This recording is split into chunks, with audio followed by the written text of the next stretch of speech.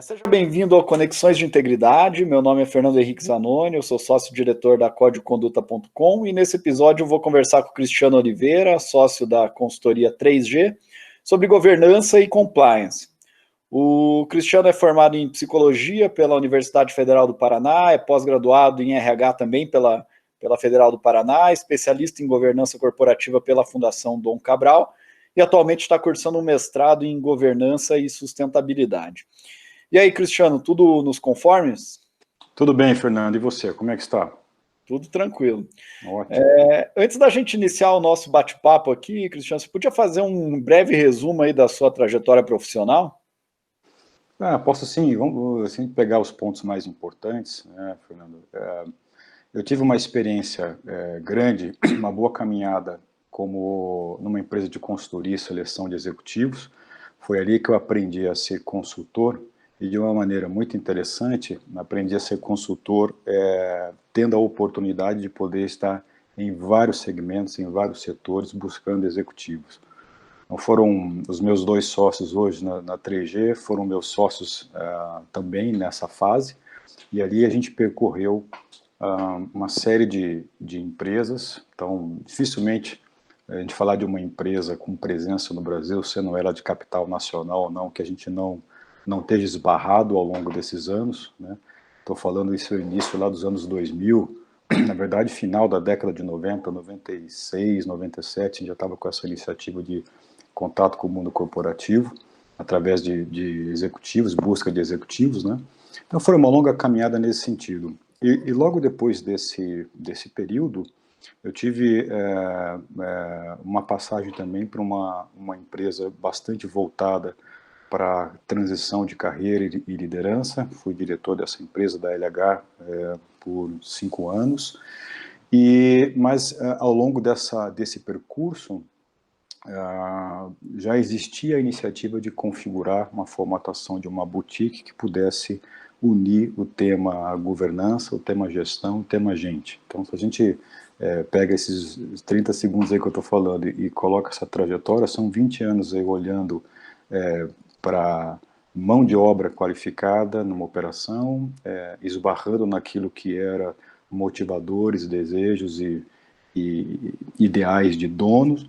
E a 3G, que é essa nossa iniciativa, ela veio juntar, né, a nossa experiência daquilo que é a visão do olho do acionista e a visão do executivo, para que a gente pudesse ofertar implementação daquilo que todo mundo costuma chamar de boas práticas de governança. Então, se eu pudesse fazer um passeio rápido, essa é mais ou menos a trajetória. Excelente mesmo. Eu queria começar falando contigo sobre uma conclusão que, como profissional de compliance, eu cheguei após mais de 2 anos e meio atuando exclusivamente na implementação de programas de integridade, de sistemas de gestão de canais de denúncia. E a minha atuação percorre empresas dos mais variados portes e ramos do negócio. Me parece que as empresas ainda não entenderam que só existe um compliance efetivo se houver como alicerce dessa função uma estrutura de governança com papéis bem definidos e com autonomia para o desempenho de suas atividades, né? Você concorda que os institutos de governança corporativa, de gestão de riscos, de controles internos e de compliance ainda são, de certo modo, vistos de forma independente? Cara, extremamente importante essa tua pergunta, viu, Fernando? Se eu fosse responder assim de bate-pronto, eu diria assim, concordo. Eu acho que ainda existe, e ainda existe com o sentido de infelizmente ainda existe, um olhar para isso de forma independente. O que eu sinto é que esse recorte do compliance, ou o recorte do código de conduta, ou um programa de compliance, ele faz parte de um sistema maior, que é o sistema que a gente chama vou implementar práticas de governança. Então, existe um sistema, existe um conjunto de regras, existe um protocolo, existe um ideal a ser percorrido na cabeça do acionista ou do seu principal corpo executivo, para que a sua empresa consiga melhores resultados e mais longevidade. Dentro desse sistema, você tem uma série de subsistemas, que aí sim, eu acho que esses subsistemas, de uma certa maneira, ainda são vistos de forma independente. Cada vez menos, para nossa alegria, nossa felicidade, cada vez menos, mas ainda assim são vistos de forma a serem compartimentalizados.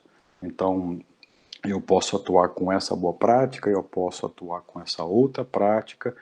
Na verdade, quase toda grande prática dentro desse sistema, desse guarda-chuva que a gente está chamando convencionando chamar de governança, ele é um subsistema, eles são subsistemas bastante interligados. Então, na medida em que eu olho para qualquer gestão de risco, por exemplo, na medida que eu olho para qualquer performance, na medida de qualquer área da minha empresa, na medida em que eu olho para preparar a minha empresa para ofertar controles internos, para que eu possa extrair resultados de forma qualificada, né, e passar todo e qualquer tipo de informação segura para quem é o dono ou quem está na linha de frente, tudo isso está relacionado, né? Então, dentro desse guarda-chuva chamado governança, eu não consigo enxergar essas peças de maneira independente, de maneira Não, isolada. perfeito. Mas sabe que... A minha pergunta foi baseada assim na minha própria experiência profissional mesmo, Aham, porque eu vim de uma corporação grande, uma multinacional, minha última experiência, que tinha uma estrutura de governança assim muito bem fundamentada, assim, era muito bem estruturada as lideranças, as funções assim dentro da organização.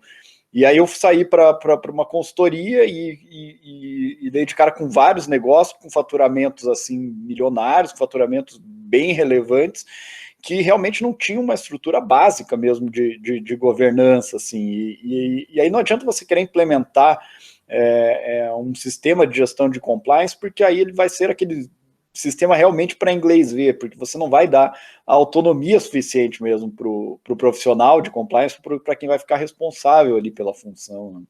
perfeito. Você sabe que eu estou no momento, né, como venho galgando esse espaço junto a uma série de iniciativas, eu acho que é até interessante, me entenda bem, né? Até interessante o inglês ver, pelo menos o inglês está vendo. Daqui a pouco o italiano, o espanhol e o brasileiro vai ver também.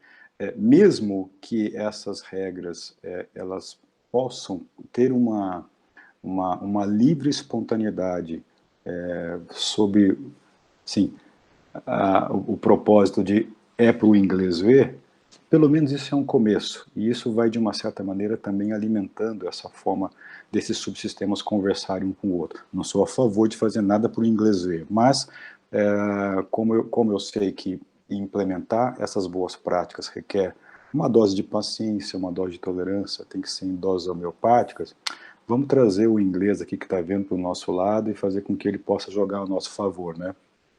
Não, tá certo. Qualquer iniciativa de compliance já é realmente importante para as empresas. Né? Na 3G, como você mencionou ali, vocês oferecem as soluções para os negócios dos seus clientes a partir desse trinômio, né, que foi mencionado ali, de governança, gestão e gente, por isso os 3Gs. Eu não conheço ainda totalmente a metodologia de vocês, mas me parece que isso faz com que a governança seja tratada de uma forma mais humana e menos formal. Às vezes a gente, quando fala em governança, tem aquela visão formal da governança, né, de estruturas e atos societários e etc. Né? É isso mesmo, Cristiano, e eu queria saber de você se isso deriva da tua formação acadêmica, não só de você, mas dos teus sócios, ou se é algo que foi desenvolvido com base em experiências profissionais. Nós temos formações diferentes. Nós somos um administrador, um advogado e eu sou um psicólogo, né? Eu me interesso muito e olho muito para a governança como um processo, Fernando. Eu acho que pelo menos eu sempre trago esse ponto sobre a questão da governança. Eu me interesso por esse tema como um tema de uma profunda transformação cultural. Então, quando você olha para 3G, a maneira que a gente achou dessa história que eu te disse funcionar, a forma como nós construímos a dinâmica para isso funcionar, foi estabelecer aquilo que a gente determinou assim: eu quero uma governança na prática.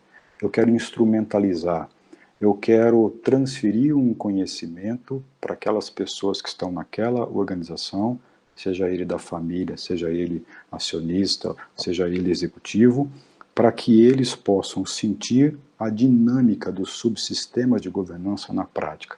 A nossa experiência tem mostrado que, se você não transfere esse conhecimento, quase que o sistema todo vai virar, ou pode correr o risco de virar, um grande apanhado de regras, um grande conjunto de regramento. E de regras a gente sabe, quando essas regras elas não são estimuladas a saírem do papel, o executivo engaveta, o acionista engaveta. Isso vale para qualquer tipo de peça dentro de uma organização, né? Então, a dinâmica da 3G, ela nasceu com a ideia de fazer com que essa engrenagem desses Gs funcionasse e a gente achasse uma metodologia que pudesse emprestar o nosso tempo para não só para uma solução, mas para poder colocar isso em prática.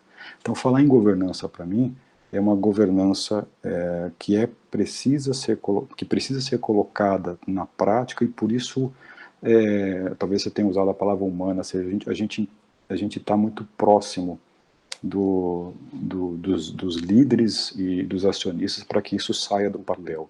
Né? A melhor definição de cultura que eu tenho é de um cara chamado Richard Barrett, ele é um grande estudioso disso. O G de Gente, o psicólogo, acabou se interessando muito por isso. E ele diz o seguinte: curto, grosso, simples e fácil de entender. Cultura é o jeito como as coisas acontecem por aqui. Ponto. Sem juízo de valor, sem nenhuma métrica estabelecida a isso. Ora, se eu pretendo sistema de governança que produza um jeito diferente da minha empresa operar na linha do tempo, eu estou dizendo que eu quero que o jeito que eu faço hoje seja diferente do que eu faço amanhã. Eu presumo que eu quero uma mudança de cultura. E só se muda a cultura quando você muda o comportamento das pessoas.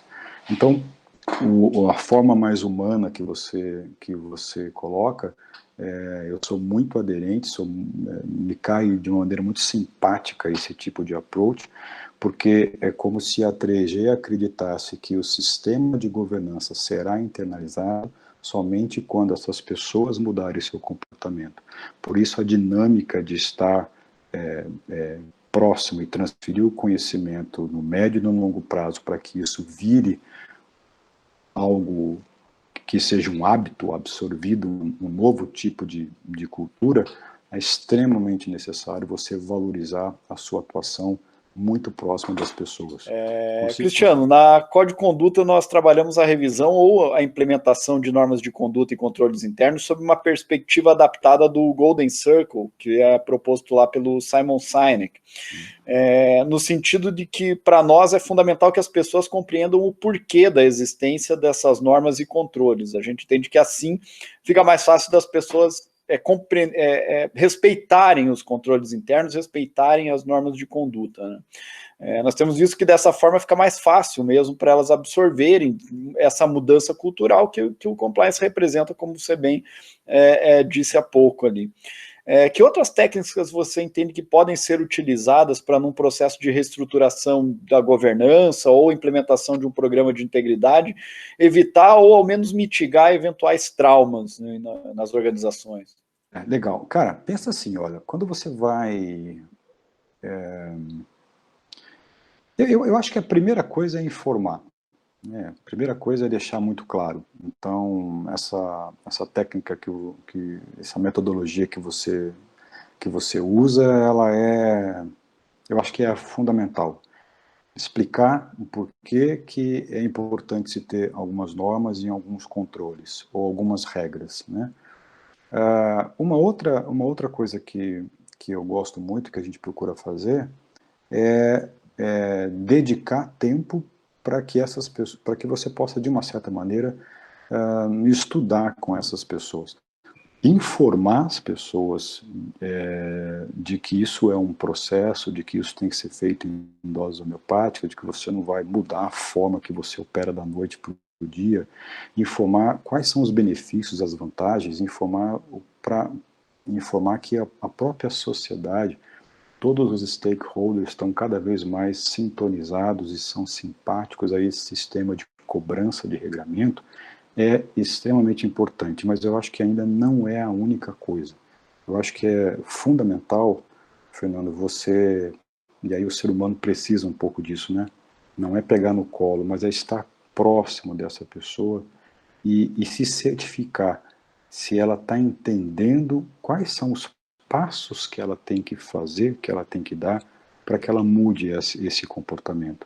Todas essas boas práticas exigem uma mudança de comportamento. Então, explicar que mudar o comportamento é importante, é bom, é algo fundamental. Detectar que essa empresa, que essas pessoas não estão conseguindo fazer essa mudança e dar um caminho estruturado para que ela faça isso é um grande diferencial. Tem fórmula mágica? Não tem, porque cada cultura é uma cultura, cada empresa tem a sua cultura, né? E você tem que, obviamente, saber customizar o que você precisa transferir de base, de educação, de instrução, para que aquela pessoa não só entenda que é importante, mas que ela saiba o passo a passo para que ela dê essa transformação. O que eu vejo, para finalizar aqui, esse ponto, o que eu vejo é que a grande maioria das soluções, da ajuda para soluções, para se colocar governança, processos de regramento diferentes, que vão exigir com que você tenha um comportamento diferente, eles param muito na apresentação e na informação dos objetivos, mas eles não se dão conta de que o CPF que está ali, compondo aquele CNPJ, precisa muitas vezes que você indique para ele e mostre para ele qual é o passo que ele tem que percorrer para fazer aquela mudança comportamental. Então eu acho que mostrar, justificar, dizer os benefícios é importante, mas estar junto e levar um prazo para que você garanta que essa pessoa está seguindo esses passos para mudar o comportamento é algo bastante diferente, e acho que é uma técnica extremamente valiosa para esse processo de mudança, sabe? Aproveitando esse viés humano aí da sua atuação profissional, como é uma pergunta muito difícil, né? Mas como que como implementar com maior efetividade as 3 linhas de defesa em uma organização? E eu te pergunto isso porque uma das principais dificuldades que nós vemos é criar naquelas pessoas da camada mais operacional o sentido de responsabilidade para com o negócio, né? E isso sem cair naquela velha conversa de sentimento de dono que, no fim das contas, pode acabar no primeiro contra-cheque que o profissional recebe. Todo e qualquer código de governança, ele é baseado numa primeira premissa, que é chamada de conflito de agência, que é exatamente como o cara vai misturando as coisas e vai vendo que o sentimento de dono, que até ele pode vir desenvolver, não corresponde de uma maneira, como se diz, o contra-cheque é diferente do sentimento de dono que o próprio dono tem, cria-se um conflito. Esse conflito é tido como um conflito de agência, imaginando que os agentes operantes, a academia chama muito disso, chama o dono de principal e o executivo de agente. Os agentes operando dentro de uma organização, eles têm uma relação conflituosa, onde os interesses do executivo, por essa simbiose, crescem de maneira tamanha que ele também quer dar norte, que ele também quer ajudar a essas empresas a desenhar os trilhos e os caminhos no curto, no médio e no longo prazo. Então, quando isso acontece, é uma das piores confusões, no meu ponto de vista, que pode acontecer no mundo corporativo, porque o executivo quer se apropriar de algumas coisas que não são dele. E aí os interesses começam a se divergir, né? Então, nesse momento, nessa primeira linha de execução, quando você tem uma cabeça divergente daquela cabeça que está acima da linha da operação, que são os donos, concorda comigo que é natural que esse executivo possa permear essa cultura para toda a operação, né? Então, esse sentimento de dono que desce nos níveis abaixo, ele desce fragilizado, ele desce distorcido, e por mais que as camadas embaixo não tenham essa visão de longo prazo como tem a primeira liderança, todo mundo inteligente, não tem ninguém bobo numa operação, são todas pessoas que têm uma formação, alguns com uma competência técnica brilhante, extremamente essenciais, né? Não necessariamente só os líderes, carreiras em Y, de gente brilhante, e a primeira camada, o analista, o chão de fábrica, são pessoas que têm um nível de estudo extremamente superior à grande totalidade da população brasileira, por exemplo. Então não dá para negligenciar que essa camada mais baixa percebe, né, que o sentimento de dono ele vem distorcido, ele não corresponde. Então, quando você pergunta por que a dificuldade de criar, né, na camada mais operacional, a responsabilidade com o negócio, esse sentimento de dono, porque as pessoas que estão embaixo percebem esse conflito presente.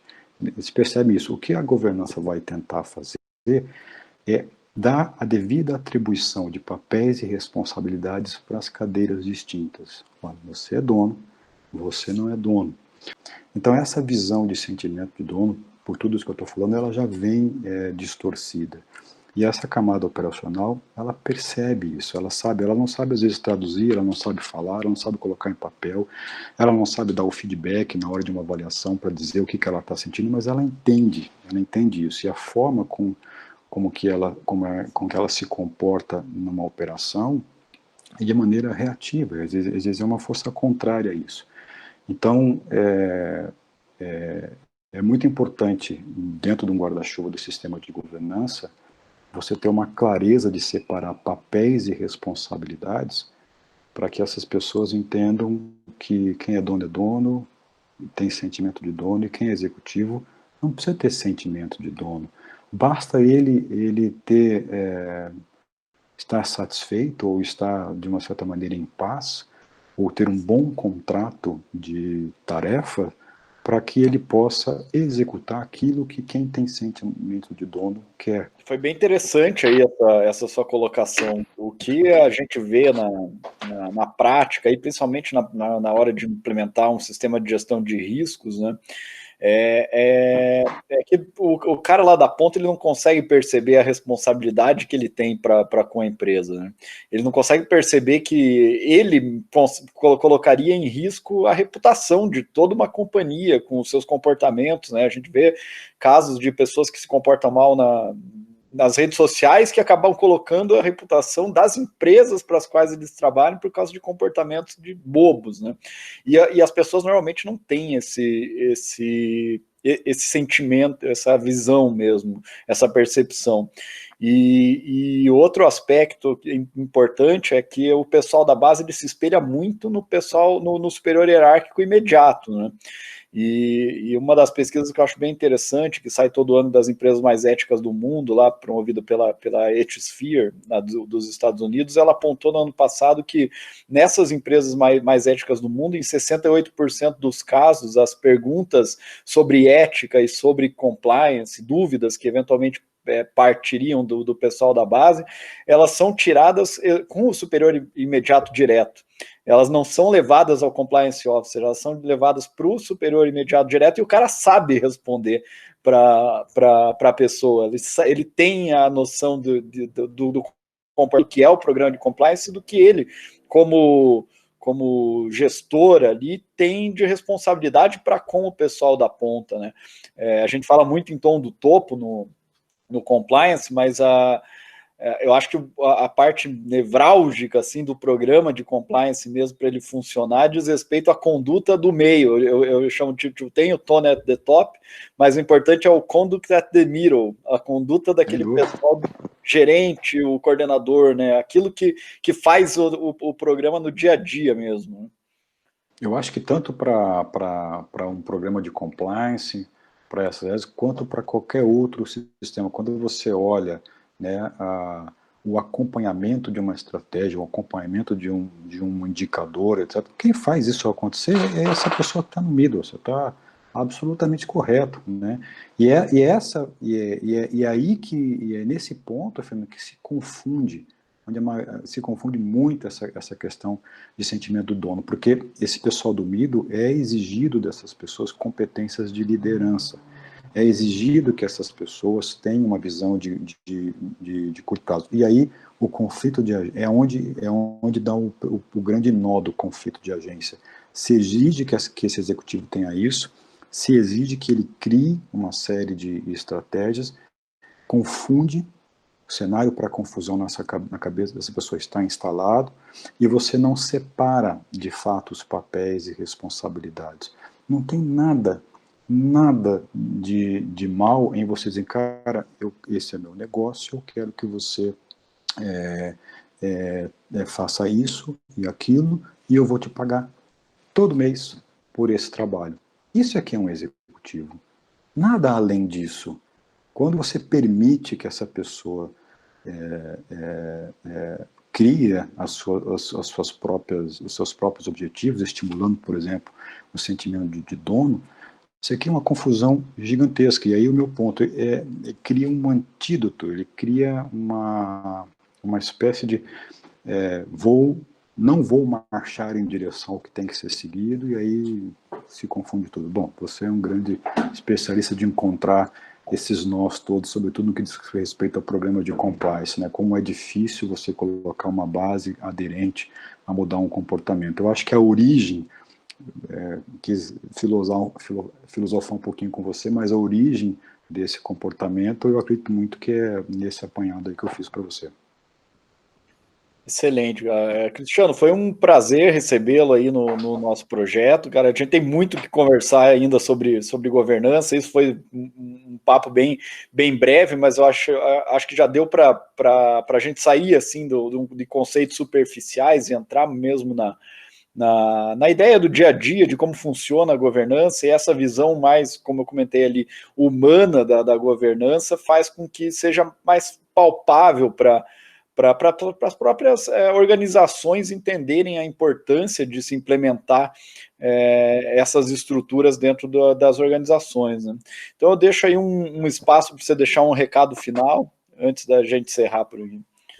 Legal, cara. Bom, eu agradeço o convite, né? É extremamente prazeroso poder trocar esses minutos aí de bate-papo contigo. Alguém que abraça uma causa parecida com a que eu abraço, né? Eu até